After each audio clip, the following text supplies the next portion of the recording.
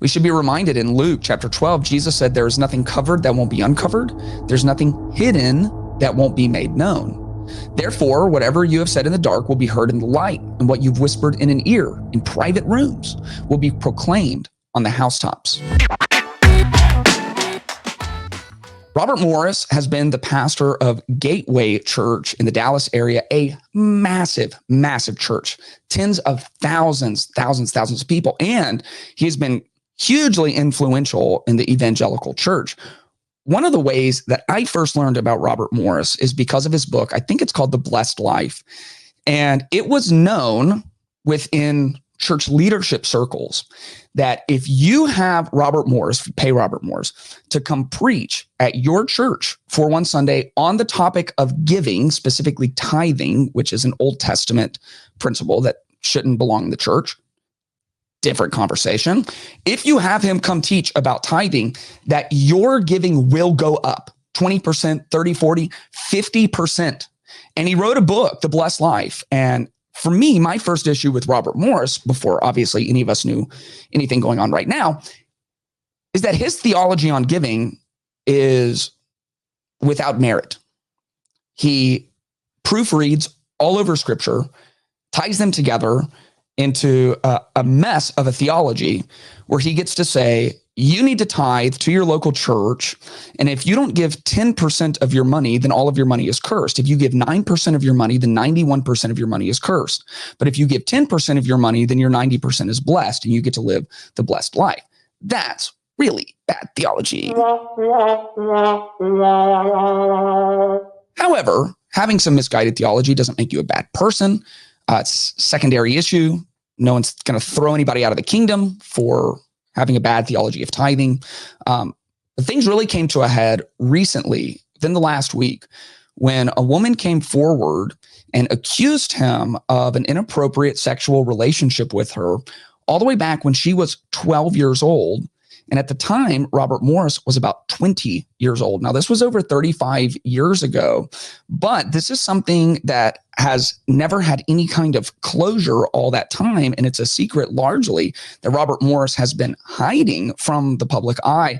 And it has now come back. He has resigned. He resigned presumably in anticipation of being fired from Gateway Church, tried to leave with a little bit of his dignity. While this is an allegation, there does seem to be quite a bit of proof, and nobody is denying it at this point.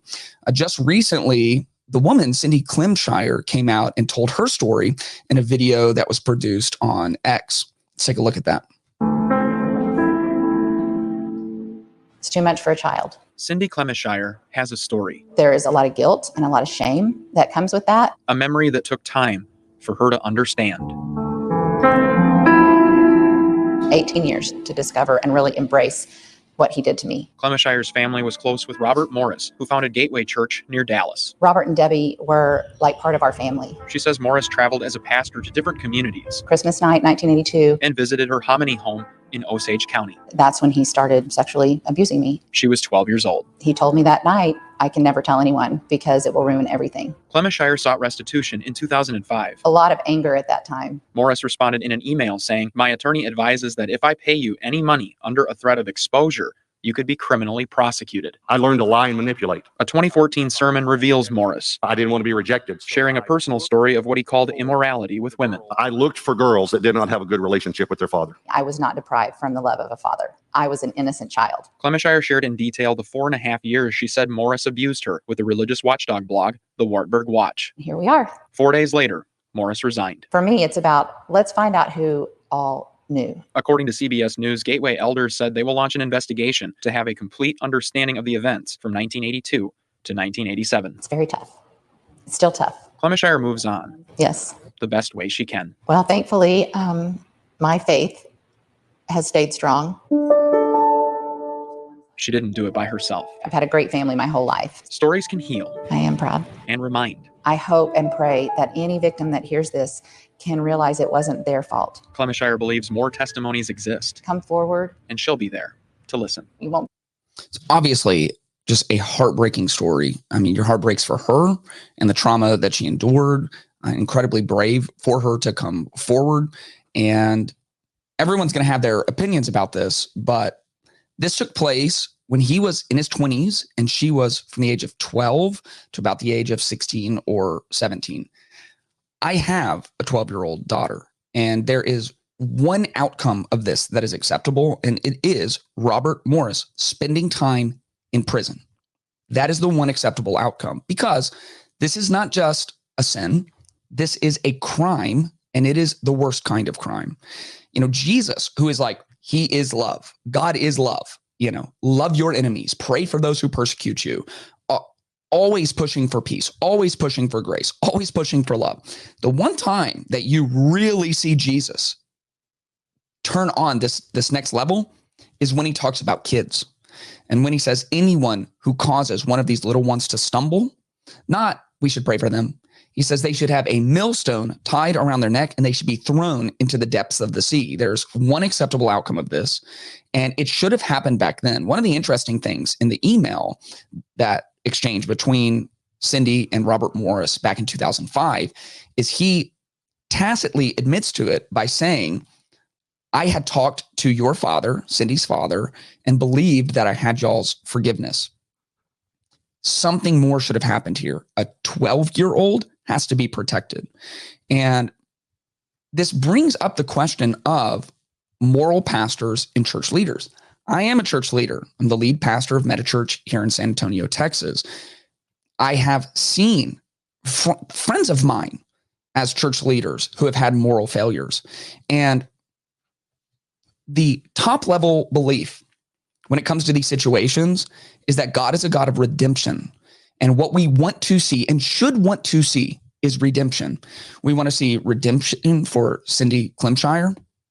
Looks like she's finding that. She's being an advocate. She still has her faith in God, which is a huge testament just to her resilience. So many people are hurt by the church or a church leader. They project that hurt onto God and they walk away from their faith altogether. So I'm so happy to hear that she still has a relationship with God.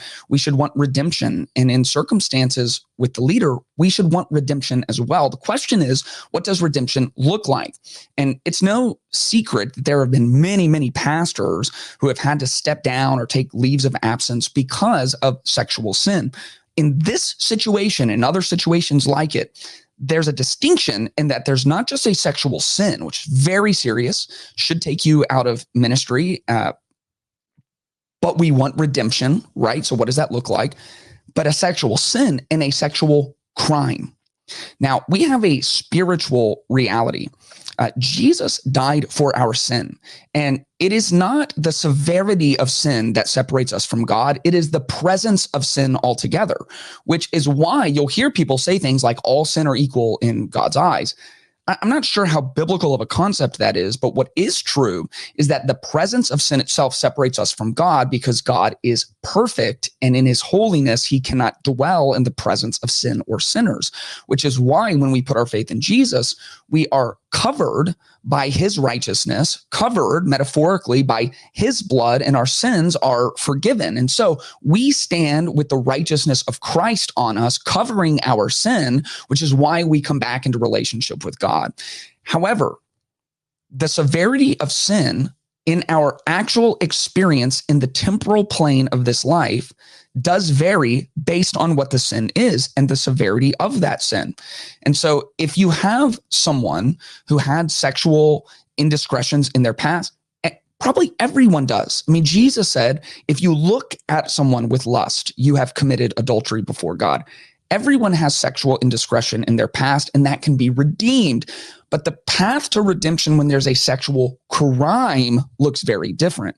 You see, redemption requires restitution, making things right, bringing back peace. So if your sin has harmed somebody else, if you've gossiped against someone and it has hurt their reputation, if you have lied to someone and it has broken their trust, you have to seek restitution, and it is your job to make amends with that person.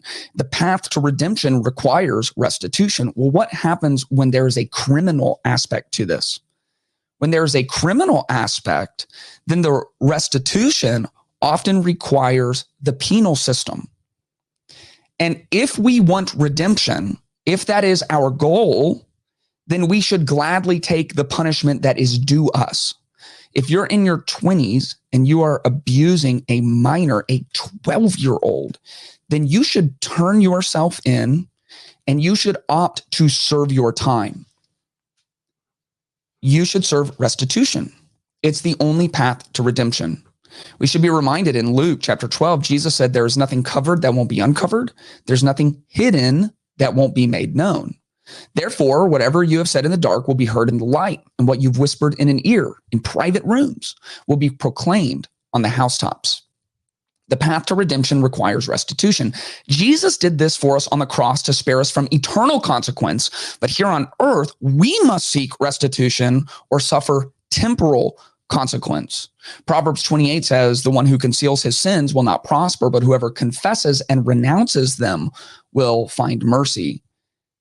The worst thing that could have happened for Robert Morris is for him to get away with this when he was 20 years old, and 21 years old, and 25 years old, and 30 years old, and 40 years old. And somewhere in his 40s, he got called out. She emailed him about 20 years ago and said, you need to make this right. And he said, already have, no problem. Restitution has been made. Guess what? The person you victimized is saying it hasn't been made right. So it hasn't. You want redemption, it requires restitution, or else what is concealed will come out after you have built a massive platform and your influence has grown exponentially. And now it's not just you that it hurts. It's not just your spouse and kids that it hurts. It's like 100,000 people in the Dallas area and many more people around the world. We should embrace confession. We should embrace restitution. We should embrace making things right. And Megachurch knows I have a past. I was a wild boy for quite a few years. And there are many things I've had to apologize for and many things I've had to try to seek restitution and seek to make right. And when it comes to specifically Robert Morris's sin, it is a crime. It is a sin before God and it is a crime before the law. And it has created a victim. And I believe that he should go to great lengths, extreme lengths, even maybe penal lengths in the judicial system to seek restitution if he in fact really wants to see redemption. If you enjoyed this video, make sure you are subscribed so you can stay up to date with all new content. And if you want early access, exclusive content, and monthly live Q&As, make sure to check out patreon.com/ClaytonTime.